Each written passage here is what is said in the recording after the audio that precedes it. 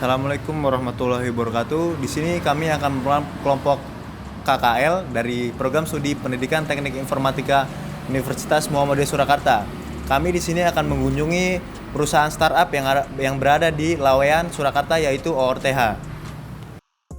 Assalamualaikum warahmatullahi wabarakatuh. Perkenalkan, nama saya Rifki Trepambudi, NIM A710170120. Saya dari Program Pendidikan Teknik Informatika Universitas Muhammadiyah Surakarta.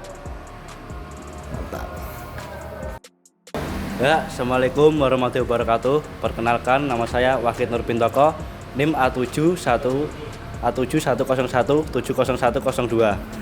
Saya dari Pendidikan Teknik Informatika Universitas Muhammadiyah Surakarta. Assalamualaikum warahmatullahi wabarakatuh. Perkenalkan, nama saya Risa Raika Lafis, NIM A710170119. Saya dari Prodi Pendidikan Teknik Informatika Muhammadiyah Surakarta. Peace.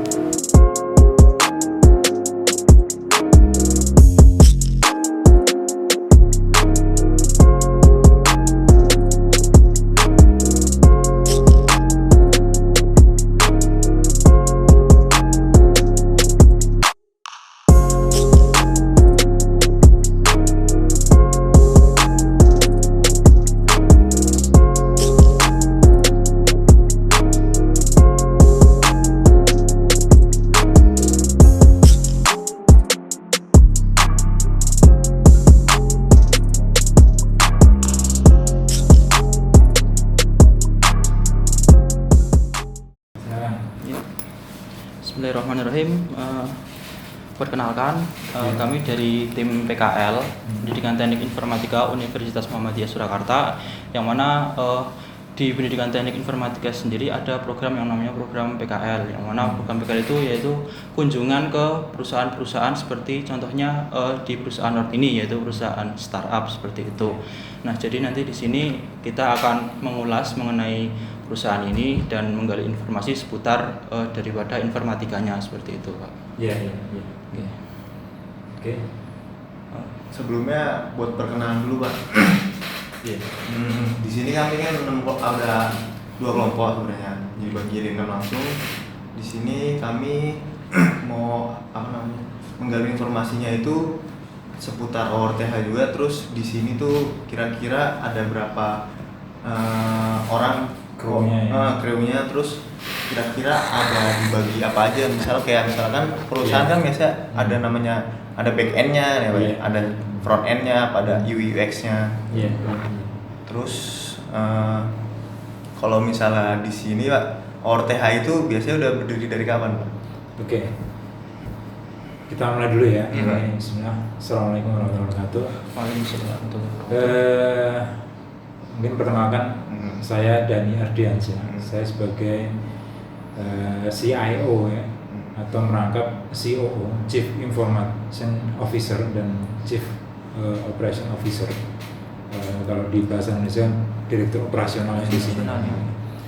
Jadi saya membawai di divisi Lega, HR, HRD, ya, kemudian infrastruktur, kemudian dari General Affairs, gitu ya. Kemudian kami perusahaan startup di Kota Solo, ya, dengan nama PT Skenosoft Portal Prima. Ya. PT Skenosoft Portal Prima itu memiliki produk namanya OORTH, dan kami memiliki beberapa produk yang lain seperti digital services dan Kuiper ya.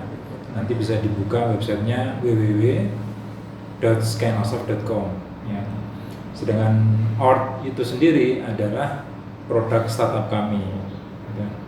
Nah, apa itu ORT? ORT adalah platform komunitas. Jadi kami menghubungkan banyak stakeholder. Di antaranya adalah perusahaan-perusahaan atau instansi bisnis yang memang membutuhkan publikasi yang masif dan menggait komunitas untuk melancarkan campaign-campaign mereka. Makanya kami menghubungkan atau matchmaking kan antara komunitas dan perusahaan-perusahaan bisnis seperti itu. Ini sudah di masa pandemi seperti ini. Nah, Iya, itu iya. mengenai kerjasama internal ataupun pendapatan ngoten ada gangguan ngoten Pak. Iya. Di- Tentang pandemi ini ya, Iya. pandemi itu memang tantangannya besar sekali ya. Di sisi lain juga dari aspek eksternal ya kan tentang iklim investasi ya, investasi di di luar negeri itu pasti ada batasan-batasannya karena kita tahu sendiri juga dengan masa-masa pandemi ini itu batasan-batasan penerbangan untuk luar negeri itu kan dibatasi banget dibatasi. semua, mesti akan berpengaruh tentunya. Akan tapi namanya kita startup tetap harus mengantisipasi itu semuanya kan, gitu kan. Dan kondisi internal pun juga kita sesuaikan. Berarti dia itu kayak bukan perusahaan ya, berarti kan aplikasi yang telah dibuat dari startup gitu Pak. Iya, ya ini adalah produk startup, Oh, produk startup ya, produk startup, aplikasi, ya. Aplikasi. Bentuknya ya aplikasi tadi, ya. Tapi bukan aplikasi untuk business solution, ya business solution kayak accounting atau untuk CRM dan sebagainya. Nah, aplikasi kami itu aplikasi massal, ya, aplikasi massal yang membutuhkan banyak sekali traffic, ya, traffic itu active user, ya, yang besar. Dan itu yang dibutuhkan banyak stakeholder kami untuk melakukan campaign. Nah, kami yang menyediakan hub di tengah-tengahnya itu sebagai channel alternatif. Ya. Oke Pak, kalau boleh tahu kira-kira kalau misalnya ada ORTH ini mencari karyawan baru nih Pak, Iya. kira-kira kualifikasinya itu apa sekedar dari misalnya bidang IT-nya doang atau misalnya UX kan ya Pak? Iya. UX kan biasanya kan di seni kan ya, seni enggak kan bisa sistem informasi kan masuk. Nah kalau kayak kita kan dari pendidikan ya, Iya. ini kan pendidikan. Kira-kira kalau misalnya kayak gitu bisa nggak sih kita dimasukin gitu? Nah, ini pertanyaan bagus ya, masalah kualifikasi ya, kualifikasi sama requirement dari talent. Kami menyebutkan kru ini talent bukan karyawan ya, karena kami bukan di pabrik. Qualified ya kami tergantung kebutuhan Mas, ya kan, tergantung kebutuhan. Ketika kami dikejar sebuah backlog item yang memang harus cepat selesai, kami membutuhkan sebuah talent yang memang sudah mumpuni dari sisi kualifikasi, skillnya sama knowledge-nya. Gitu. Di antara mereka itu nanti ada yang misalnya ada yang pasif gitu Pak. Gimana? Ada yang pasif terhadap komunitasnya itu Yang nanti juga. tindakannya itu Kan gimana nanti? Kan ada reportingnya juga. Reporting. Ada reporting harian, ada reporting mingguan gitu. Oh, iya, iya. Kemudian ada di aplikasinya itu ada keaktifan komunitas itu bisa diketahui secara cepat. Aktifnya gimana? Di feeds-nya juga ada postingannya. Oh, iya. Terus ada komen-komentar, ada itu. Jadi interest member dari komunitas itu kelihatan banget. Kalau nggak aktif nggak ada yang posting, nggak ada yang chat, nggak ada yang macam-macam tuh. Jadi kelihatan banget, Mas. Kelihatan banget. Skor-skornya kelihatan udah ada. Jadi itu, Mas. Gitu. Mungkin cukup Pak. Cukup. Mau diskusi dengan direktur IT kebetulan ada Johnson. Oh iya boleh Pak, boleh. Apa? Tanya-tanya yang teknikal gitu. Silakan. Teknikal. Nanti malah jenengan dites sendiri. Ini nggak apa itu. Silakan. Oke, nama saya sini ya Vini Miftah. Saya di sini sebagai direktur teknologi yang benar-benar handle order dari sisi produk, dari sisi teknologi, dari sisi sedikit bisnis juga. Jadi ya kalau dibilang seperti yang bilang Pak Heri tadi benar-benar yang dampingi orang, saya bilang tidak cukup. Karena di sini saya bilang di dalam sebuah startup itu produk ada yang tahu SDLC nggak? Diajarin nggak SDLC? Software Development Life Cycle. Di sana ada waterfall, water child. Dan di dalam startup ini kita juga menggunakan metode agile itu. Berbeda dengan waterfall. Waterfall itu kan benar-benar dari atas ke bawah, jadi seperti software closing. Klien saya assessment itu kerja benar-benar atas ya, terus staff. Berbeda dengan agile itu yang kami lakukan di sini. Agile itu adalah bagaimana kita bukan top down, kayak tadi disebutkan top down, atas ke bawah, tapi kita bottom line. Jadi sama aja kayak front end back end juga. Beda juga. Oh beda juga. Front end sama back end. Kalau di luar sana kan kita software house itu taunya full stack. Full stack itu ya front end sama back end jadi satu. Yang ikut HTML, ikut CSS, kalian harus PHP-nya. Ya memang kadang baiknya yang efisiensi sumber daya. Ketika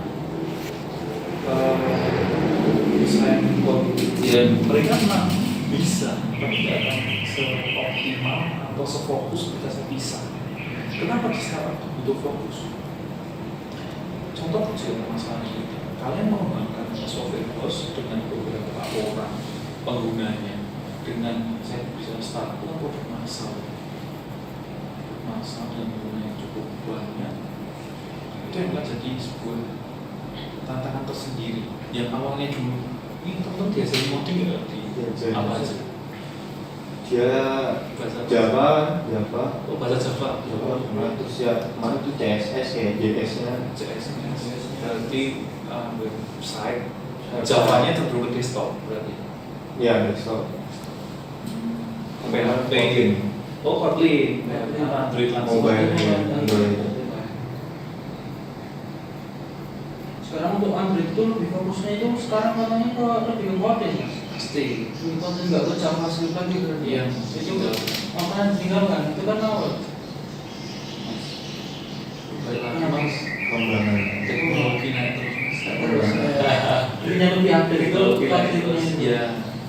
Intinya teknologi adalah sebenarnya, katanya apa ya Pak? Ada sebuah istilah. Intinya apa? Semakin kesana teknologi itu diperkecil dengan kapasitas besar, jadi berjumlah kecil besar. Itu dari sisi hardware. Dari sisi software semakin kesini, mungkin teman-teman bisa merasakan itu hardware mungkin sekarang handphone bisa mau musik, bisa handphone, bisa mau banyak. Itu yang saya bilang hardware, tapi semakin kesini, semakin kecil dan semakin fungsionalnya semakin kita utamakan. Itu kalau software itu adalah semakin kesini teknologi itu semakin kompleks.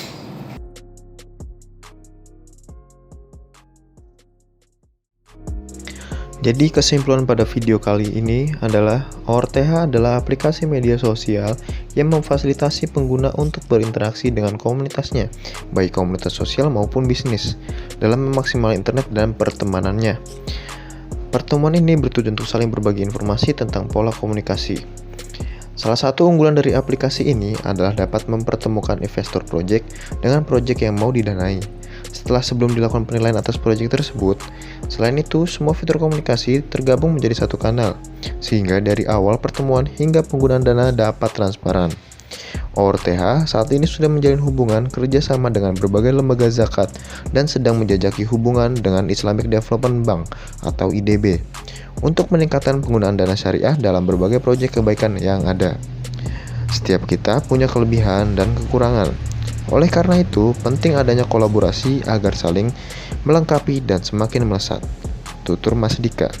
Saat ini pendaftar ORTH kurang lebih 50.000 dan kurang lebih 1.000 pengguna aktif menggunakan ORTH menurut data yang berada di Play Store. Terima kasih. Wassalamualaikum warahmatullahi wabarakatuh.